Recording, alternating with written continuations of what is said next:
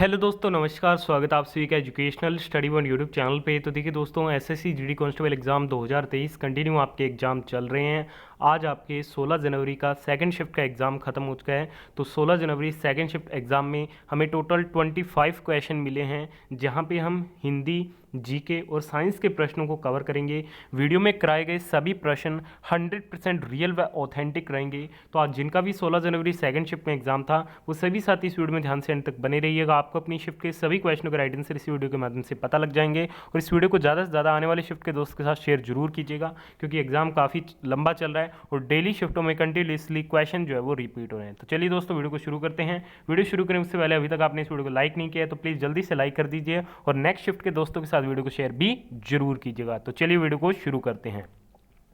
तो पहले क्वेश्चन में आपसे पूछा गया कि फूल देई festival is celebrated in which state. देखिए दोस्तों, जो फूल देही त्यौहार है वो भारत के किस राज्य में मनाया जाता है। देखिए दोस्तों, बात करते हैं फूल देही फेस्टिवल की। तो फूल देही जो फेस्टिवल है ये भारत के उत्तराखंड राज्य में मनाया जाता है। तो उत्तराखंड इस क्वेश्चन का बिल्कुल राइट आंसर रहेगा। जितने भी आपके फेस्टिवल है वो किस राज्य से संबंधित है और किस टाइम पे मनाए जाते हैं, आप इसे जरूर कवर कीजिएगा। हर शिफ्ट में एक क्वेश्चन पूछा जा रहा है और इसे उत्तराखंड के फसल उत्सव के रूप में मनाया जाता है। यह चैत्र के पहले दिन मनाया जाता है। ठीक है दोस्तों, ये क्या है, उत्तराखंड का एक फसल उत्सव है और ये चैत्र के पहले दिन मनाया जाता है। तो ये इंपॉर्टेंट फैक्ट्स है, नेक्स्ट शिफ्ट के लिए कवर कीजिएगा। अगले क्वेश्चन में आपसे पूछा जा रहा है कि गुलाबो सपेरा किस नृत्य शैली से संबंधित है। Gulabo Sapera is related to which dance form. देखिए दोस्तों, बात करते हैं गुलाबो सपेरा की। तो ये आपके कालबेलिया डांस यानी कि कालबेलिया नृत्य शैली से संबंधित है। ठीक है दोस्तों, तो कालबेलिया नृत्य शैली इस क्वेश्चन का बिल्कुल राइट आंसर रहेगा। और कालबेलिया कहाँ का नृत्य है, तो ये भारत के राजस्थान का नृत्य है। बात हो रही है राजस्थान की, तो राजस्थान के सीएम कौन है, अशोक गहलोत हैं। ठीक है दोस्तों, तो ये क्वेश्चन भी एग्जाम में पूछा जा चुका है। अब बात करते हैं इस नृत्य के बारे में। तो गुलाबों को 2016 में राजस्थान की सपेरा नृत्य परंपरा को लोकप्रिय बनाने के लिए उनके प्रयासों के लिए उन्हें पद्मश्री से सम्मानित किया गया था। ठीक है दोस्तों, तो 2016 में इन्हें पद्मश्री भी मिल चुका है। तो ये बात भी आपको ध्यान में रखनी है। अगले क्वेश्चन में आपसे पूछा गया कि what was the change name of योजना आयोग। यानी कि क्वेश्चन में पूछा गया था कि योजना आयोग का नाम बदलकर क्या रखा गया था। देखिए दोस्तों, योजना आयोग का नाम बदलकर रखा गया था नीति आयोग। और नीति आयोग की स्थापना कब हुई थी, 2015 में हुई थी। ठीक है दोस्तों, अगले क्वेश्चन में आपसे पूछा जा रहा है कि अंडर 19 क्रिकेट वर्ल्ड कप 2022 कहाँ हुआ था। देखिए दोस्तों, जो अंडर 19 क्रिकेट वर्ल्ड कप 2022 है ये वेस्ट इंडीज़ में आयोजित हुआ था। तो वेस्ट इंडीज़ इस क्वेश्चन का आपका बिल्कुल राइट आंसर था। अब बात करते हैं इसकी डिटेल के बारे में। तो अंडर 19 क्रिकेट विश्व कप का आयोजन जनवरी और फरवरी 2022 में वेस्ट इंडीज़ में किया था, जिसमें आपके टोटल 16 टीमों के द्वारा भाग लिया गया था। और इसका जो विजेता टीम बनी थी वो भारत बनी थी और जो उप विजेता टीम बनी थी वो इंग्लैंड बनी थी। यानी कि फाइनल मैच जो हुआ था वो भारत और इंग्लैंड के बीच हुआ था, जहां पे विजय आपके भारत रहा था और उप विजेता इंग्लैंड बना था। और इसका जो आयोजन पूछा गया था वो आपके वेस्ट इंडीज में हुआ था। देखिए दोस्तों, काफ़ी मेहनत से डेली आपके एनालिसिस किया जा रहा है। तो इस वीडियो पे हम पूरे टारगेट रखेंगे 1000 लाइक्स कंप्लीट करने का। तो फटाफट से इस टारगेट को कंप्लीट कर दीजिए और ज़्यादा से ज़्यादा कमेंट कीजिए आपको ये वीडियो कैसा लग रहा है। अगले क्वेश्चन में पूछा गया कि हरित क्रांति के जनक नॉर्मन बोरलॉग किस देश के थे। The father of green revolution Norman Borlaug belong to which country. तो देखिए दोस्तों, ये कहाँ से थे, तो ये आपके अमेरिका से थे। ठीक है, ऑप्शन में आपको अमेरिका दिया गया था, तो अमेरिका इस क्वेश्चन का आपका बिल्कुल राइट आंसर था। ठीक है दोस्तों, हरित क्रांति के जनक कौन थे, तो वो आपके नॉर्मन बोरलॉग थे और उन्हें वर्ष 1970 में नोबेल शांति पुरस्कार से भी सम्मानित किया गया था। नेक्स्ट शीट में पूछा जा सकता है कि नॉर्मन बोरलॉग को नोबेल शांति पुरस्कार कब मिला था, तो 1970 में इन्हें नोबेल का शांति पुरस्कार मिला था। ठीक है, तो ये बात आपको ध्यान में रखनी है। अगले क्वेश्चन में पूछा गया कि विटामिन डी की कमी से दांत और हड्डियों में किस चीज़ की कमी होती है। Which element reduces in the teeth and bones due to vitamin D.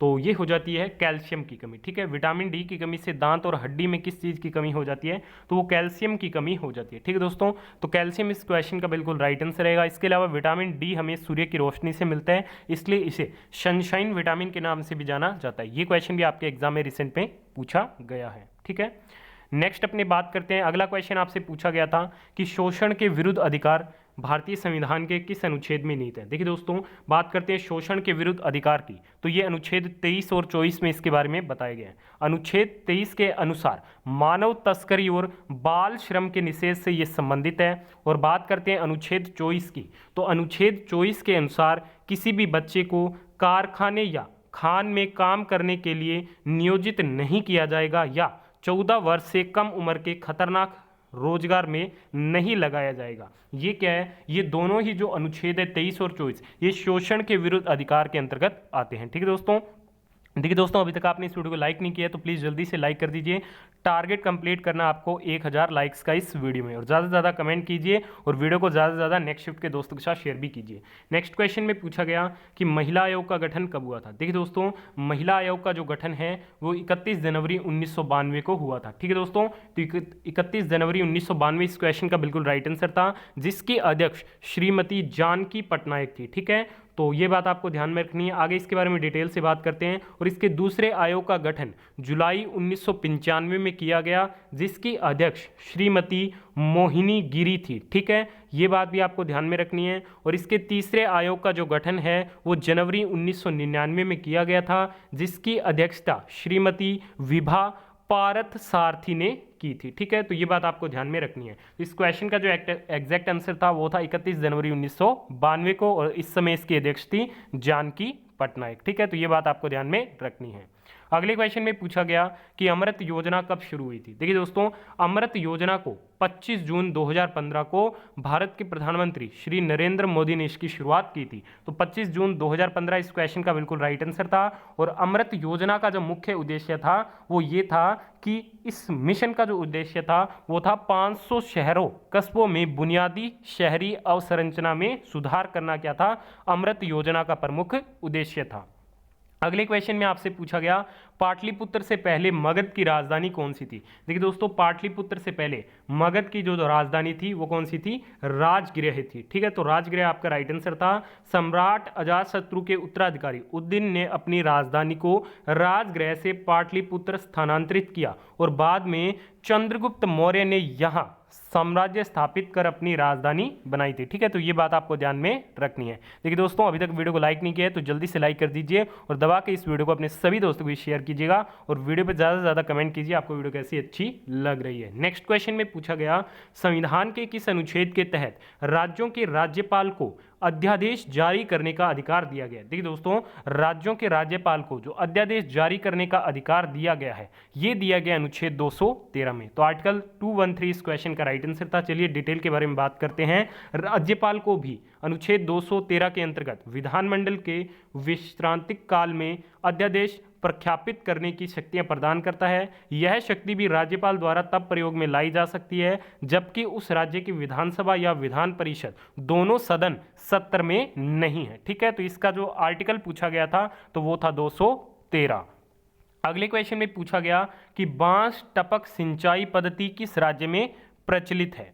तो बैम्बू ड्रिप इरिगेशन मेथड, ये जो प्रचलित विधि है ये भारत के मेघालय राज्य में। ठीक है, तो मेघालय इस क्वेश्चन का आपका बिल्कुल राइट आंसर था। ठीक है, अगले क्वेश्चन में आपसे पूछा गया कि इंडियन एसोसिएशन की स्थापना कब हुई थी? देखिए दोस्तों, इंडियन एसोसिएशन की जो स्थापना है वो 26 जुलाई 1876 को हुई थी। देखिए एग्जैक्ट क्वेश्चन इस प्रकार से पूछा गया था कि निम्न में से किस संस्था की स्थापना 1876 में हुई थी? तो आपको वहां पे ऑप्शन में दिया गया था इंडियन एसोसिएशन, जिसकी स्थापना 26 जुलाई 1876 को हुई थी। ठीक है, सुरेंद्रनाथ टैगोर ने 26 जुलाई 1876 को आनंद मोहन बोस के साथ मिलकर कलकत्ता में इंडियन नेशनल एसोसिएशन की स्थापना की। 1885 में इस संगठन का विलय कांग्रेस में कर दिया गया था। ठीक है, तो ये इंपॉर्टेंट फैक्ट्स है, जरूर ध्यान में रखिएगा। अगले क्वेश्चन में पूछा गया कि 1867 में प्रार्थना समाज के संस्थापक कौन थे? आत्माराम पांडुरंग थे। ठीक है, तो ये क्वेश्चन भी मैंने आपको कवर करा दिया जो इससे मिलता जुलता था। अगले क्वेश्चन में पूछा गया कि केंद्रीय जल शक्ति मंत्री कौन है? तो ये है गजेंद्र सिंह शेखावत। ये थोड़ा डाउट वाला क्वेश्चन है। नेक्स्ट क्वेश्चन में पूछा गया, हिंदी का क्वेश्चन था कि नदी का पर्यायवाची शब्द बताइए। तो पयस्विनी, तरनी, स्रोतस्विनी, सरिता व तटनी, ये क्या है? नदी के प्रमुख पर्यायवाची शब्द होते हैं। अगले क्वेश्चन में पूछा गया निर्माण का विलोम शब्द। तो निर्माण का विलोम शब्द होता है ध्वंस, नाश। ये क्या है? निर्माण के प्रमुख विलोम शब्द होते हैं। अगले क्वेश्चन में पूछा गया लंगोटी में फाक खेलना मुहावरे का अर्थ क्या होता है। तो लंगोटी में फाक खेलना यानी कि दरिद्रता में आनंद मनाना, ये क्या है, लंगोटी में फाक खेलना मुहावरे का अर्थ होता है। नेक्स्ट क्वेश्चन में पूछा गया गागर में सागर भरना मुहावरे का अर्थ क्या है। तो गागर में सागर भरना मुहावरे का अर्थ क्या होता है। तो गागर में सागर भरना मुहावरे का अर्थ होता है थोड़े में बहुत कहना, यानी कि अन्य विकल्प इसके क्या कहेंगे हम कि थोड़े में बहुत कहना होगा। ठीक है, थोड़े में बहुत कहना, ये इस क्वेश्चन का राइट आंसर था। आगे हम बात करेंगे जीएनपी कैसे निकालते हैं, ये हमें एग्जैक्ट क्वेश्चन नहीं मिल पाया था। देखिए सकल राष्ट्रीय उत्पाद जीएनपी अर्थात एक निश्चित समय अवधि के दौरान किसी देश या अन्य राज्य व्यवस्था के उत्पादन के कारकों द्वारा उत्पादित सभी अंतिम वस्तुओं और सेवाओं का कुल बाजार मूल्य में से मूल्यह्रास को घटाने पर शुद्ध राष्ट्रीय उत्पाद NNP यानी कि नेट नेशनल प्रोडक्ट प्राप्त होगा। ठीक है, तो ये एग्जैक्ट क्वेश्चन नहीं मिल पाया, अगर आपको पता है तो कमेंट कीजिएगा।